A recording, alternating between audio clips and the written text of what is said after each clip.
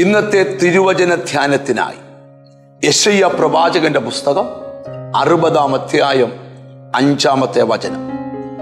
നിന്റെ ഹൃദയം പിടച്ച് വികസിക്കും, സമുദ്രത്തിലെ ധനം നിന്റെ അടുക്കൽ ചേരും, ജാതികളുടെ സമ്പത്ത് നിന്റെ അടുക്കൽ വരും. പ്രവാചകനായ യെശയ്യാവ് ഒരു ജനതയോട് പ്രവചിക്കുന്ന പ്രവചന ഭാഗമാണ് നമുക്കിവിടെ പഠിക്കാൻ കഴിയുന്നത്. ദൈവം നിങ്ങളുടെ മേൽ ഉദിക്കുമെന്നും നിങ്ങളൊരു പ്രകാശമായി തീരുമെന്നും ജാതികളിൽ അനേകർ ഈ പ്രകാശത്തിലേക്ക് വരുമെന്നും ഒക്കെ പ്രവാചകൻ പ്രവചിച്ചിട്ട് പറയുകയാണ്.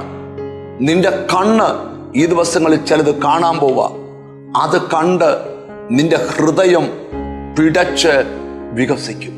ഹല്ലേലൂയ, ദൈവത്തിന് സ്തോത്രം എന്ന് പറഞ്ഞാൽ അതിന്റെ ആത്മീയാർത്ഥം എന്തുവാ? ഒരിക്കലും കാണാൻ കഴിയത്തില്ല എന്ന് ചിന്തിച്ച ചില കാര്യങ്ങൾ ഈ ദിവസങ്ങളിൽ നീ കാണാൻ പോവാം. ഒരു അപ്പന്റെ ദുഃഖം ബൈബിളിലുണ്ട്.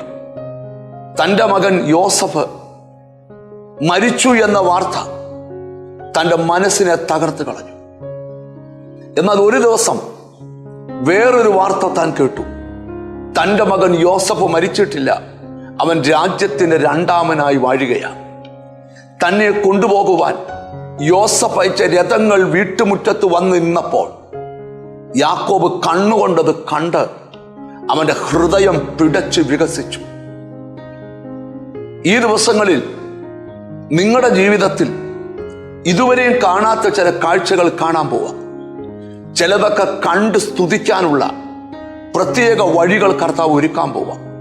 നിന്റെ ഉള്ള് പിടച്ച് വികസിക്കത്തക്ക രീതിയിൽ ദൈവം അത് ചെയ്തല്ലോ, കർത്താവ് അത്ഭുതം ചെയ്തല്ലോ, ദൈവം അത് ചെയ്തുകൊണ്ടിരിക്കുന്നുവല്ലോ എന്ന് പറയുന്ന ദിവസങ്ങൾ മുമ്പിൽ വരിക. എന്നിട്ട് അവിടെ എഴുതിയിരിക്കുക, സമ്പത്ത് കടല് കടന്നു വരും. ആ വാക്യം ഞാനത് വായിച്ചു കേൾപ്പിക്കാം. സമുദ്രത്തിന്റെ ധനം നിന്റെ അടുക്കൽ ചേരും, ജാതികളുടെ സമ്പത്ത് നിന്റെ അടുക്കൽ വരും. അർഹിക്കാത്ത പല അനുഗ്രഹങ്ങളും നിന്നെ തേടി സമുദ്രം കടന്നു വരാൻ പോകുകയാണ്. ഇതൊരു പ്രവചന ദൂതാണ്. എത്ര പേർക്ക് അത് സ്വീകരിക്കാൻ പറ്റും? ചിലത് കണ്ട് നിന്റെ ഹൃദയം പിടച്ച് വികസിക്കും.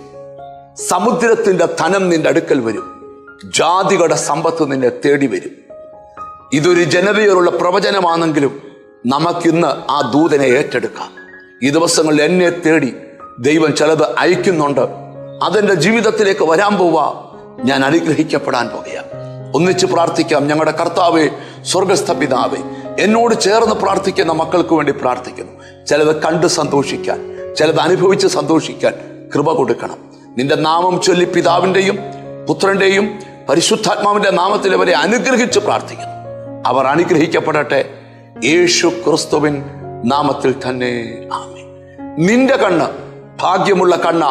ഈ ദിവസങ്ങളിൽ ചിലത് നീ കാണും. God bless you.